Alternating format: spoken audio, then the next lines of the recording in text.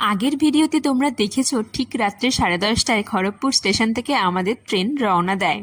আজ আমরা যাচ্ছি পুরী শ্রী জগন্নাথ এক্সপ্রেসে করে। এখন বাজে ঠিক ভোর 5:30 আর আমাদের ট্রেন এসে পৌঁছেছে পুরী স্টেশনে। স্টেশনে এক কাপ চা খেয়ে আমরা রওনা দিলাম হোটেলের উদ্দেশ্যে।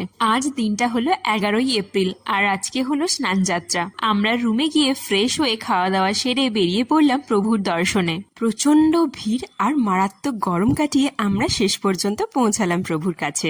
স্নানযাত্রার এই দৃশ্য তোমরাও দেখে নাও। এই কাঠফাটা গরমে লেবুর শরবতে গলা ভিজিয়ে আমরা আবার ফিরে এলাম রুমে। সন্ধেবেলায় আবার বেরিয়ে পড়েছিলাম সি বিচের উদ্দেশ্যে। আজকে পূর্ণিমা, তার উপরে রয়েছে মেঘ। দেখো চাঁদটা কি সুন্দর লাগছে। এরপর বিচ মার্কেটে কিছুক্ষণ ঘোরাঘুরি, খাওয়া দাওয়া এবং কেনাকাটি করে আমরা ফিরে এলাম রুমে।